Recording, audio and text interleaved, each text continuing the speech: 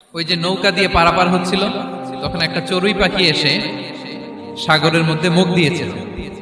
তো খিজির আলাইহিস সালাম বললেন, মুসা, তুমি কি চড়ুই পাখিটা দেখতে পাচ্ছ? হ্যাঁ, দেখতে পাচ্ছি। চড়ুই পাখিটা যে সাগরে মুখ দিলে দেখতে পাচ্ছ? হ্যাঁ, দেখতে পাচ্ছি। তখন খিজির আলাইহিস সালাম বললেন, চড়ুই পাখিটা সাগরে মুখ দিয়ে পানি খাওয়ার পরে চড়ুই পাখির ঠোঁটে বা চঞ্চুতে যতটুকু পানি লেগে আছে, এই পানিটা হচ্ছে তোমার, আমার এবং মহাবিশ্বের আমাদের সকলের জ্ঞান। আর এই মহাসাগরের সকল পানি হচ্ছে আল্লাহ তাআলার জ্ঞান। সো আমি সব জানি, এটা ভুল, এটা শয়তান বলে। এটা কে বলে? শয়তান বলে। মুসা আলাইহিস সালামের পায়ের মধ্যে একবার একটা লাল পিঁপড়া কামড় দিছে। এই সাইজের যে লাল পিঁপড়াগুলো কামড় দিলে খুব আরাম লাগে না? কেমন লাগে? হ্যাঁ, খুব ব্যথা করে।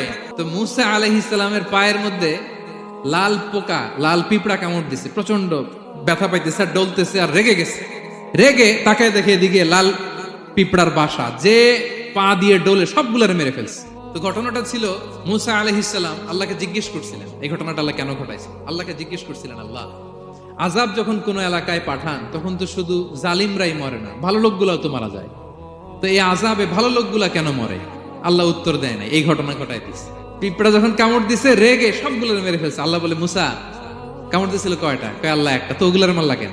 অ্যাকশনে যখন যায়, এত কিছু দেখে অ্যাকশন নেওয়া যায় না।